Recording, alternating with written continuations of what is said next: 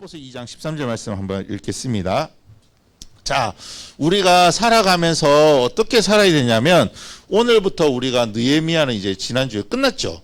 그리고 오늘부터는요 예수님에 대한 이야기를 배울 건데 우리가 예수님의 삶을 통해서 우리가 봐야 될 것은 무엇인지, 느껴야 될 것은 무엇인지, 또 우리가 어떻게 살아야 되는지를 볼 건데요. 특별히 빌립보서 2장 13절을 통해 가지고 우리가 이 시간에 예수님처럼 어떻게 닮아가야 되는지를 우리가 배울 겁니다. 특별히 빌립보서 2장 13절 찾았나요? 네, 우리 같이 한번 읽어보겠습니다. 살아계신 하나님의 말씀 다 찾았어요? 자, 일어섰. 자, 살아계신 하나님의 말씀 빌립보서 2장 13절 말씀 너희 안에서 행하시는 이는 하나님이시니 자기의 기쁘신 뜻을 위하여 너희에게 소원을 두고 행하게 하시나니. 빌립보서 2장 13절 말씀. 아멘. 자리에 앉으세요. 너희 안에서 행하시는 이가 누구실까요? 우리 안에서 행하시는 분이 누구실까요? 행한다고 하는 것은 액션을 취하는 거고요. 움직이는 거고요. 뭔가 행동을 하는 거예요. 뭔가 활동을 하는 거예요. 우리 안에서 행하시는 분은 누구실까요? 이니까 저요. 이 아니에요. 이 머리에 이 아닙니다. 그 이가 아니죠. 어떤 분이라는 거예요. 어떤 분이실까요? 우리 시영이 마음속에는 예수님이 활동하고 계신가요? 와우. 다른 친구들은요? 사탄요. 이러면 꼭 곤란해져요. 귀신이 그러면 안 되는 거예요. 네, 우리 안에서 행하시는 일은 누구시냐면 따라해 보겠습니다. 예수님. 누구라고요? 예수님. 예수님이요. 우리 안에서 행하시는데 보니까 여기 하나님이시니라고 돼 있어요. 하나님, 예수님도 하나님이시죠. 그래서 자기의 기쁘신 뜻을 위해서 하나님은요, 하나님 스스로가 본인이 기뻐하도록, 다시 말해서 우리가 하나님을 기쁘시게 하는 삶을 살도록 우리에게 소원을 두신대. 이 소원이라고 하는 것은 바라는 거죠. 꼭 이루어졌으면 좋겠어요 하는 거예요. 하나님은 우리 친구들 마음속에 계시면서 우리 친구들이 하나님을 기쁘시게 하는 삶을 살아가도록 하시는 분이 바로 하나님이시다. 그러면 우리가 예수님 믿는 사람으로서, 또 교회를 다니는 사람으로서, 또 서울시방 어린이로서 우리는 어떻게 하면 어떻게 살아야 될까? 어디에 포인트를 두고 살아야 될까라고 하는 거예요. 그 말씀을 오늘 우리가 함께 나눠보도록 하겠습니다. 그러면 그렇게 하기 위해서는 우리가 이 말씀을 잘 기억해야 되겠죠? 다시 한번 읽어보겠습니다. 자, 이번에는 팔 벌려 높이 뛰기 알아요, 이거? 하나, 둘, 셋, 하나. 이렇게. 안 되면 계속 이렇게 하면 돼. 이렇게. 준비! 일어나서. 살아계신 하나님의 말씀. 목소리.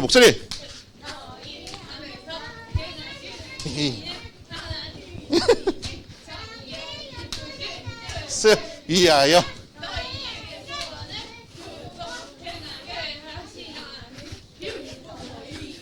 13절 말씀. 아멘. 여기 주로 앞줄에 이렇게 에너지가 없네 오늘은. 뒷줄은 쌩쌩한데. 자, 좋습니다. 자, 우리가요 이번에는요 걸을 텐데 발바닥에 땀이 날 때까지 한번 걸어오겠습니다. 알겠죠? 잠깐 일어나서 걸으면서 이거 조금 앞으로 이렇게 빼도 돼요. 이거 앞으로 조금 빼고 자, 걸으면서 살아계신 하나님의 말씀. 유라 좋습니다. 유라 2달란트 주겠습니다.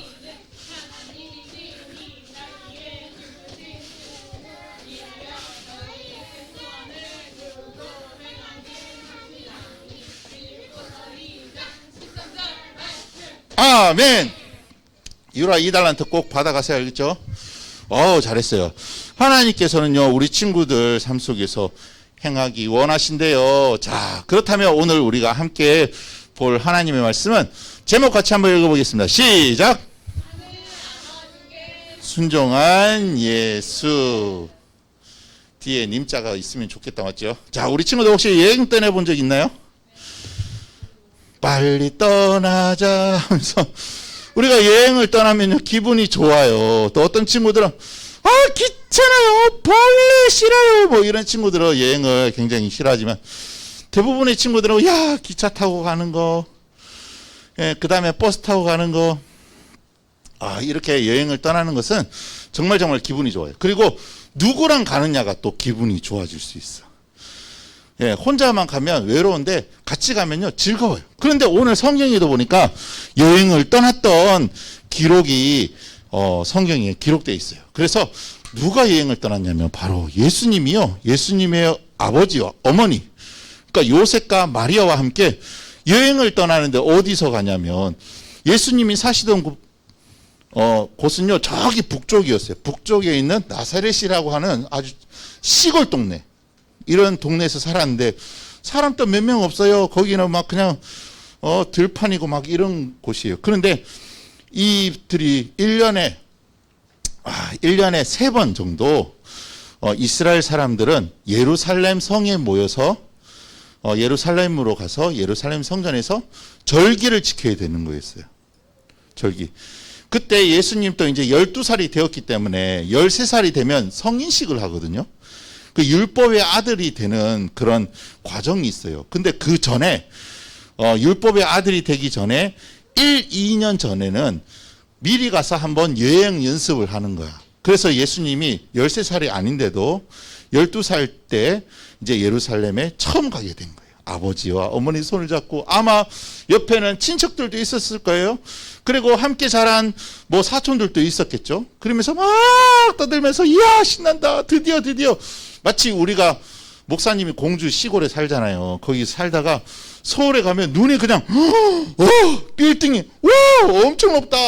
야, 우리는 쫙 보면 다 산이고 들이고 강이고 이거밖에 없는데, 아니 세상에 거기 빌딩 숲에 그냥 사람들이 막 가득가득 있고, 지하철 가면 뭐 사람들이 막 밀려다니고 막 이러니까 뭐 여기가 서울인가 하는데, 지금 예수님이 가시는 예루살렘 때요 사람들이 그냥 가득가득 있는, 북적북적하는, 그리고 건물들이 아주 크고 아주 웅장하고 아주 멋있게 되어 있는, 그리고 하나님께 예배드리는 이 예루살렘 성전은요 금빛으로 쫙 덮여 있는, 이야 보면은 햇살에 그 금색이 딱 비쳐가지고 눈에 앞에 딱 보이면요 너무 휘황찬란하고, 들어가기 전에 그냥 그 마음이 압도돼 버려서 들어갈 때 신발을 벗어야 되나 하면서 이럴 정도로 아주 멋진 그런 곳에 가게 된 거예요.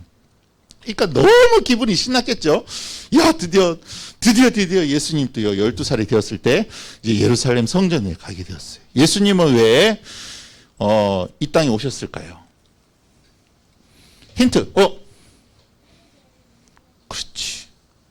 예수님은요 세상 죄를 지고 가는 하나님의 어린 양이었어요.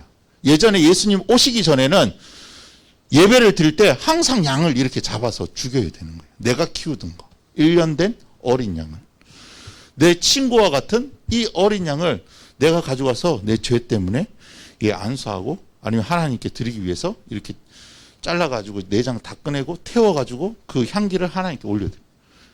예. 그러니까 얼마나 끔찍해요. 제사 드릴 때마다 막 피가 그냥 막 옆에는 그 피비린내에 막 내장이 옆에 있고 막 팔이 꼬이고 막 파리들이 수만 마리의 파리들이 막 이러고 있고, 예, 제사장 계속 도축하고 있고, 사람들이 얼마나 많이 가져오겠어요 이 양을. 그러니까 제사가 하나님께 예배 드리는 것이 예배 드리는 게 아니고 막 끔찍한 거야. 근데 예수님은요 자신의 몸을 이 어린 양처럼 단번에 하나님께 드리심으로, 십자가에서 죽으심으로 말미암아 더 이상 양을 잡아서, 소를 잡아서, 염소를 잡아서 제사 드리지 않고, 누구든지 이제는 예수님을 믿기만 하면 죄를 용서함 받을 수 있도록 한번 딱 돌아가신 거예요. 그리고 죽음으로 끝난 것이 아니고 3일 만에 다시 살아나시게 된 거죠. 예수님은 이 일을 하기 위해서 오신 거예요. 더 이상 양 죽이지 마라, 짐승 죽이지 말고 그냥 나를 믿기만 하면 너희들이 구원받는다라고 하는 거예요. 그래서 예수님 오시기 전까지 있었던 모든 그 제사가 다 파해지고, 이제는 우리가 예수님께 예배 드리면 되는 거예요. 감사 예배. 예수님 감사해요. 예. 그래서 우리 친구들이 지금 편하게 앉아서 지금 예배 드리는데, 원래는 예수님 안 오셨으면 우리도 지금 양 잘라가지고 여기 양 한 마리 하고 막 똥 싸고 막 이렇게 와가지고 이렇게 막 더러워지면, 아야, 얘 이거 발톱에 상처 났다. 얘 못 쓴다. 상처 나는 건 못 쓰거든요. 다시 가지고, 딴 거 새 거 가지고, 새 거. 그래 가져와가지고 여기서 잘라가지고, 여기서 자르는 거예요. 여기서 잘라가지고 불태워가지고 올리고. 그 계속 해야 되는 거야. 수대로 해야 되는 거야. 하나, 둘, 셋, 넷, 다섯, 여섯, 일곱, 여덟, 아홉, 11마리 가져요. 11마리 계속 자르는 거예요. 예배 시간. 얼마나 끔찍해요. 예수님 믿기만 하면 되는데 얼마나 간단해요. 이거는요, 누구든지 믿을 수 있어. 갓난 아기도 믿을 수 있고요, 할아버지 할머니도 믿을 수 있어. 믿기만 하면 되는 거예요. 믿기만 하면. 얼마나 쉬워요. 너무 쉬우니까 사람들이 에이 설마 그러겠어? 좀 이렇게 좀 고통스럽고 막 이래 돼야 되는 거 아니야? 그래서 불교에서 보면요, 불교는 한 1000배를 이렇게 절하잖아요. 이 1000배를 절해야 자식이 잘 된다.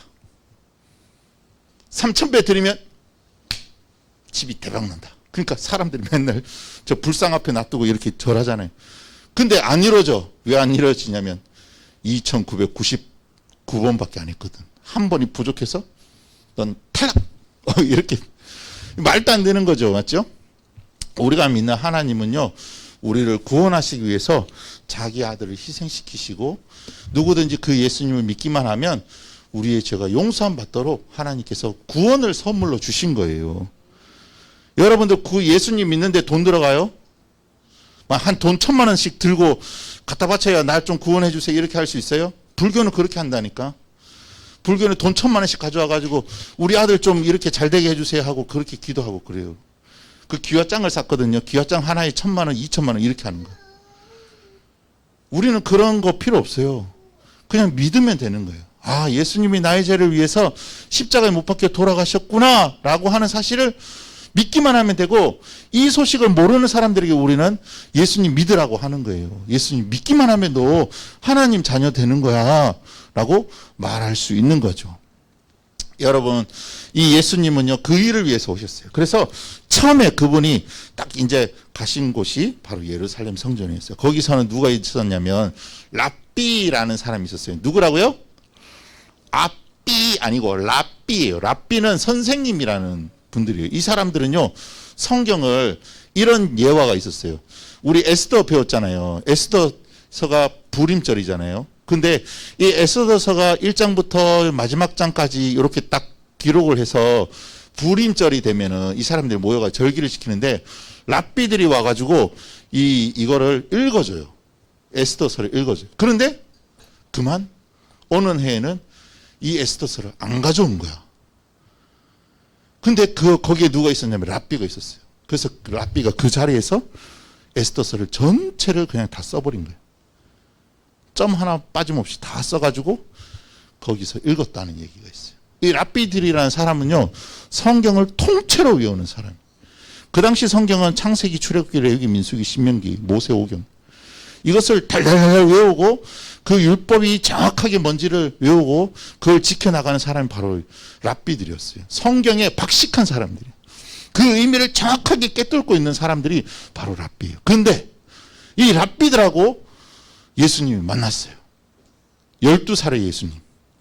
하일이 이제 11살이잖아. 1년 뒤 하일이가 이제 랍비들을 만나는 거예요. 성경학자들.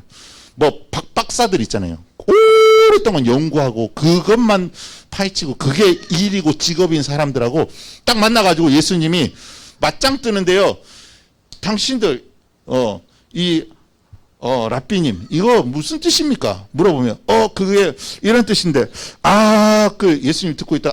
그 사실은요, 그게 그런 말이 아니고요, 이런 말입니다. 하면서 딱 얘기해 주니까 이 랍비들이 그 가르침에 놀란 거예요. 아니, 이 12살밖에 안 되는 이 어린 소년이 어떻게 이렇게 우리보다 더 성경에 대해서 더 이렇게 빠삭 알고 있지?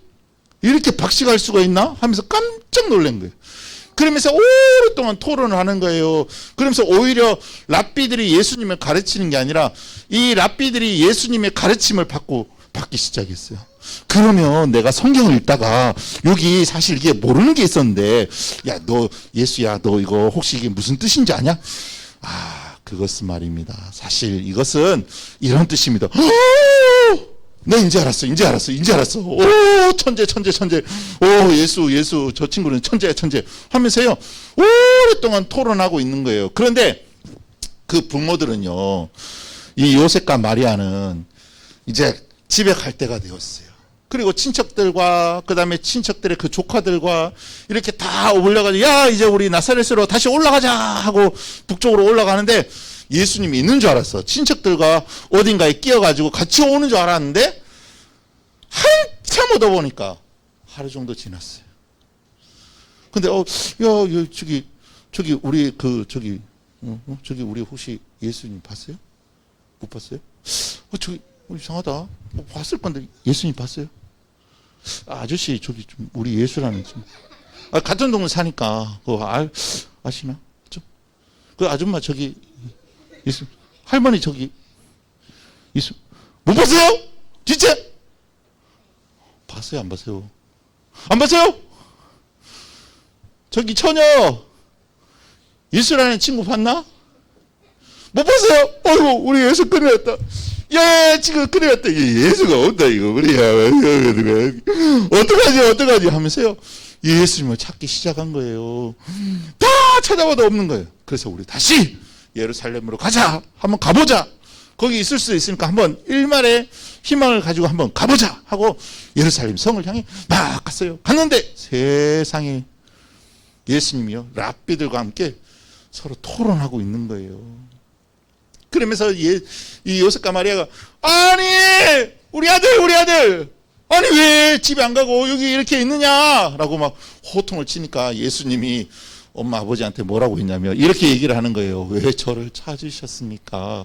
제가 제 아버지의 집에 있어야 될 줄을 알지 못하셨나요? 내가 지금 하나님 아버지 내 아버지 집에 있는데 모르셨습니까? 라고 물어본 거예요. 예수님은 사실 거기서요 이 랍비들을 가르치는 일을 하고도 남을 사람이잖아요. 거기 월급 받으면서 있을 수 있어요. 그런데 아이고 예수야 그래 집에 가야지 하고 집에 가야지 하는데 어떻게 했을까요? 잠깐만요. 저 이제부터 집에 안 가고 대학 가겠습니다. 저는 여기서 취직해가지고 일하겠습니다. 이렇게 하지 않으셨어요. 성경에 보니까 예수님이요 육신의 아버지 어머니 이 요셉과 마리아의 말에 순종했다라고 말하고 있어요. 여러분 예수님도요 하나님 아버지가 진짜 아버지임에도 불구하고 육신으로 살아가는 이 땅에서 발붙이고 살아갈 때 하나님께서 그에게 주셨던 육신의 아버지 요셉과 그 어머니 마리아의 말에 순종했습니다. 그리고 집에 같이 가게 되었어요. 여러분 우리는요 하나님 말씀에 순종해야 되는 거예요. 또 부모님 말씀에 순종해야 되는 거예요. 왜냐하면 우리도 예수님처럼 순종해야 되는데 자 순종이란 무엇일까요? 우리 한번 읽어보겠습니다. 시작. 주어진 규칙, 지시를 지켜 행하는 것. 부모님과 또 선생님과 목사님과 또 우리 모두가 함께 규칙을 만들잖아요. 그러면 그 규칙을 지켜 행하는 것이 바로 순종이에요. 자, 얘야 오늘 학교 잘 다녀와라. 싸우지 말고 욕하지 말고 친구랑 사이좋게 지내고 와라 하면 다 가자마자 쌍욕하면서 그렇게 해서는 안 되는 거예요. 네 어머니 제가 오늘 무슨 일이 있어도 친절하게 그렇게 하겠습니다. 만일 어려운 친구가 있으면 제가 도와주겠습니다. 공부 못하는 친구 있으면 제가 가르쳐 주겠습니다. 학용품 가져오지 않은 준비물을 챙기지 않은 친구들을 제가 빌려주겠어요. 라고 하는 것이 바로 예수님 믿는 사람들의 행동인 거예요. 그것이 바로 순종하는 모습인 거죠. 또 두 번째는요. 지금 어떤 친구가 화병을 가져가다가 깼어. 그러면 우리가 어떻게 해야 될까요? 야, 너 이제 엄마 아빠한테 이제 맞아 죽었다. 이제 큰일 났다. 엘라 꼴라리. 야, 네가 깼으니까 네가 다 치워. 이런 것이 아니고요. 어머, 안 다쳤니? 손에 발 조심해. 저기 가서 저기 빗자루 가져와. 내가 청소기로 한번 밀게.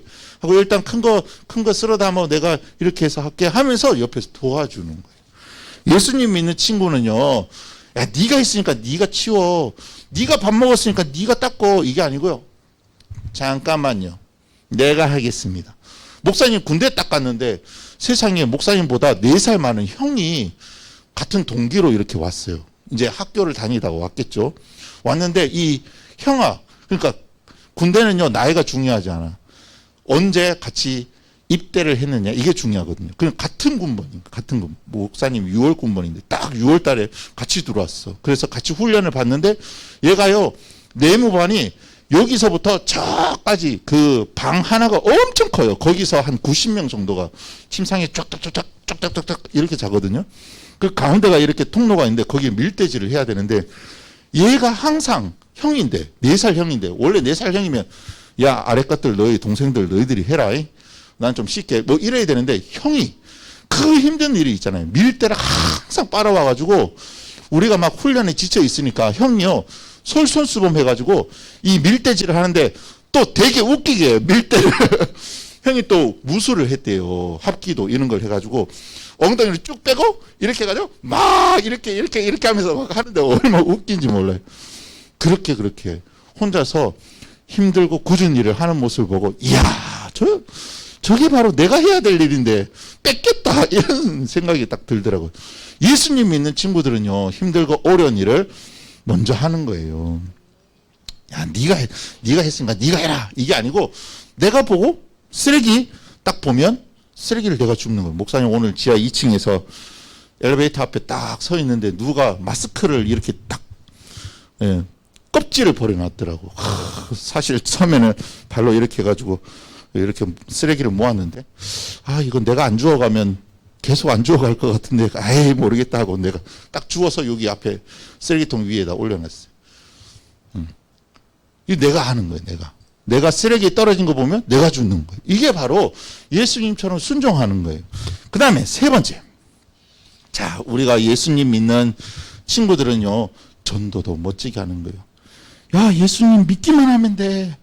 믿으면 천국 가는 거야. 하나님 자녀 되는 거야. 엄마, 아빠 예수님 믿으세요. 할머니, 할아버지 예수님 믿으세요. 언니, 오빠, 동생들아, 친구들아, 학교 선생님, 학원 선생님, 예수님 믿으세요. 얼마나 쉬워요. 이렇게 우리가 순종해 나가는 친구들이 될 수 있어요. 우리 말씀 읽어보겠습니다. 시작. 너희 안에서 행하시는 이는 하나님이시니 자기의 기쁘신 뜻을 위하여 너에게 소원을 두고 행하게 하시나니.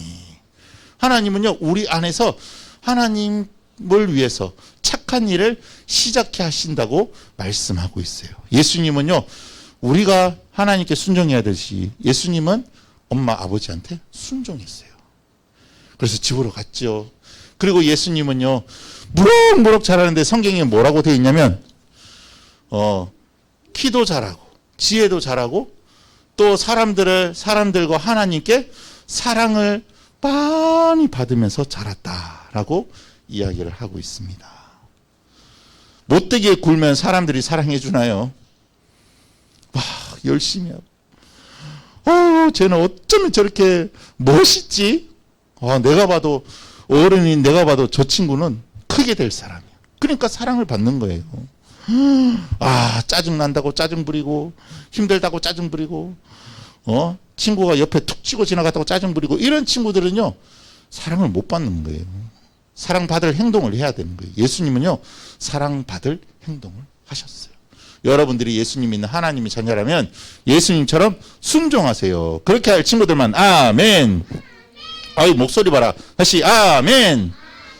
그래서 우리 친구들이요, 부모님께 순종하고 또 친구들을 도와주고 친구를 전도하고 이런 멋진 사람으로 세워지길 바랍니다. 하나님은요, 우리 친구들이 그렇게 되기를 원하신대요. 그래서 오늘 우리 친구들이 해야 될 일은 따라합시다. 예수님처럼 순종하겠어요. 그렇게 할 친구들만 아멘. 그런 친구들은요, 그런데 그렇게 할 수 없는 친구들이 있어요. 그 친구들은 예수님처럼 순종할 수 있도록 도와주세요 라고 기도를 하는 거예요. 우리 이 시간 기도하겠습니다. 두 손 모으고 눈 감고 우리가 이 시간 기도할 때 예수님처럼 순종의 사람 되게 해주세요 라고 기도하겠습니다. 5초간 10초 주겠습니다. 10초 시작.